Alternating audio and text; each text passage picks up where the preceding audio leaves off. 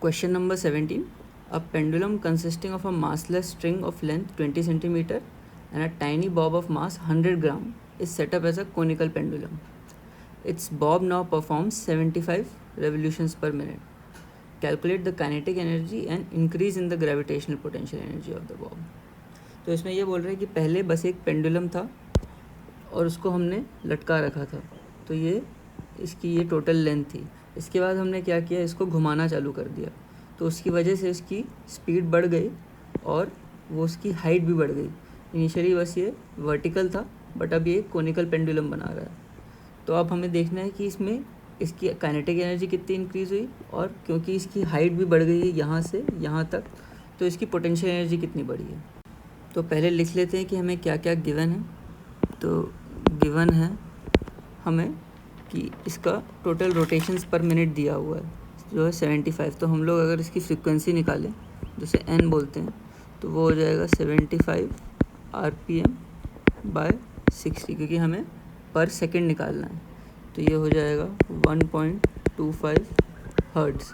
तो ये basically 1.25 rotations पर सेकंड कर रहा है. और हमें गिवन है इस स्ट्रिंग की टोटल लेंथ. तो लेंथ L हो जाएगी 20 सेंटीमीटर. जैसे हम SI यूनिट्स में कन्वर्ट करेंगे तो हो जाएगा 0.2 मीटर्स. अब सबसे पहले हमें ये एंगल थीटा निकालना पड़ेगा. तो थीटा निकालने के लिए हम लोग यूज़ करेंगे फॉर्मूला ओमेगा का. तो ओमेगा होता है for a conical pendulum √G/L cos theta.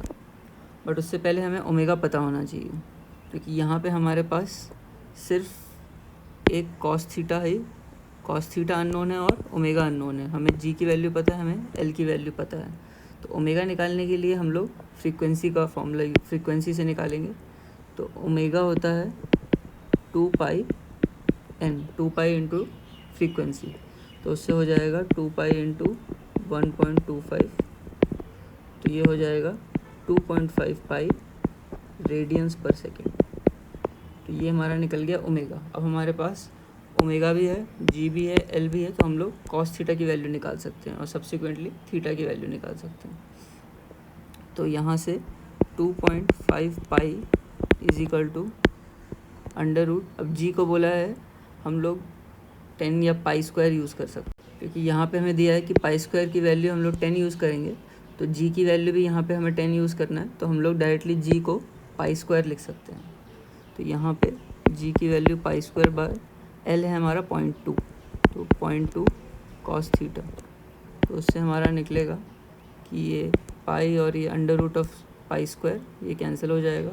तो हमारा cos थीटा निकलेगा 0.8. तो यहाँ से हमारा एंगल ऑफ निकल जाएगा. अब cos थीटा निकल गया तो हम लोग sin थीटा भी निकाल सकते हैं. तो वो हो जाएगा under root of 1 minus cos square theta.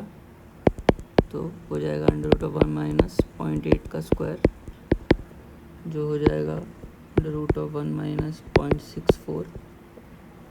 तो ये आएगा अंडर रूट ऑफ 0.36. तो वो हो जाएगा 0.6. तो हमारे पास cos थीटा और sin थीटा की वैल्यू निकल गई. अब देखते हैं ये थीटा, sin थीटा और cos थीटा की वैल्यू को हम लोग कैसे यूज़ करेंगे काइनेटिक एनर्जी और पोटेंशियल एनर्जी निकालने के लिए. अब इस डायग्राम में देखेंगे कि क्या हो रहा है कि इनिशियली जो हमारा बॉब था वो वर्टिकली सस्पेंडेड था, बट अब उसको जब हम घुमाने लग गए तो उसकी कुछ हाइट रेज हो गई और वो अब इस एंगल पे, इस थीटा एंगल पे वो घूमने लग गया, क्योंकि उसमें सेंट्रीफ्यूगल फोर्स लग रही है वहाँ से. तो अब क्या हो रहा है कि उसकी लेंथ ऑफ स्ट्रिंग तो वही रहेगी, जो इनिशियल यहाँ पे लेंथ ऑफ स्ट्रिंग थी वर्टिकली, वही अभी लेंथ ऑफ स्ट्रिंग है उसकी है, क्योंकि वो इनएक्सटेंसिबल स्ट्रिंग है. बट अब क्या हुआ है कि अब उसका जो रेडियस है जिस पे वो घूम रहा है वो हमारा हो जाएगा, अगर ये एंगल थीटा है तो ये हमारा L cos थीटा हो जाएगा और ये हमारा L sin थीटा हो जाएगा. तो यहाँ देखेंगे कि जो एक्सिस से उसका डिस्टेंस है वो है L sin थीटा. इसका मतलब उसका रेडियस है L sin थीटा, क्योंकि अब वो जो सर्कल में घूम रहा है, जो कोनिकल पेंडुलम बना रहा है, उसका एंगल हो जाएगा L sin थीटा. तो अब कोनिकल पेंडुलम के रेडियस को हम लिख सकते हैं L sin थीटा. L है हमारा 0.2 मीटर्स और sin थीटा निकाला था हमने 0.6. तो ये हो जाएगा 0.12 मीटर्स। तो काइनेटिक एनर्जी हम लोग डायरेक्टली निकाल सकते हैं, वो हो जाएगी हाफ mv², और v को हम लोग r ओमेगा लिख सकते हैं, तो हाफ m r² ओमेगा²। तो उससे निकलेगा हाफ इंटू मास है हमारा 100 ग्राम, या उसको हम लिख सकते हैं 0.1 kg, इंटू r है 0.12², और ओमेगा है हमारा 2.5 पाई रेडियंस पर सेकेंड जो हमने निकाला था। तो इसको जब हम सॉल्व करेंगे तो हमारा निकलेगा 0.045 जूल्स। ये हमारी काइनेटिक एनर्जी निकलेगी, और बुक में आंसर थोड़ा सा गलत दिया हुआ है 0.45 जूल्स, बट आंसर आएगा 0.045 जूल्स। अब हमें पोटेंशियल एनर्जी निकालनी है जितनी इंक्रीज़ हुई है, तो हमें देखना पड़ेगा कि कितनी उसकी हाइट इंक्रीज़ हुई है, क्योंकि पोटेंशियल एनर्जी तो सिंपली mgh हो जाएगा।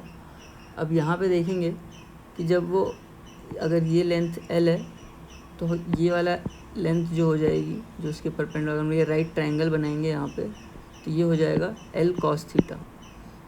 बट यहाँ पे हमें पता है इसकी टोटल लेंथ l है, तो ये जो बाकी की बची लेंथ हुई ये हो जाएगी l minus total l minus l cos theta.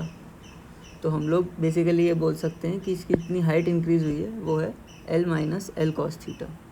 तो इसको जब लिखेंगे तो हमारे पास जो डेल h लिख सकते हैं, जितनी हाइट इंक्रीज़ हुई है वो उसे लिख सकते हैं l minus l cos theta, जिसे हम लिख सकते हैं l into 1 minus cos theta.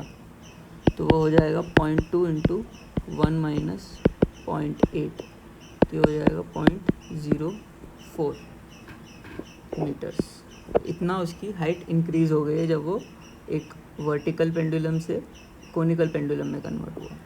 तो अब उसकी चेंज इन पोटेंशियल एनर्जी को हम लिख सकते हैं mg इंटू डेल एच, जो चेंज इन हाइट है। तो हो जाएगा मास है उसका 0.1 kg, g को हम लोग 10 ले लेंगे, इंटू 0.04 मीटर, तो वो हो जाएगा सिंपली 0.04 जूल्स। तो ये हमारी चेंज इन पोटेंशियल एनर्जी निकलेगी।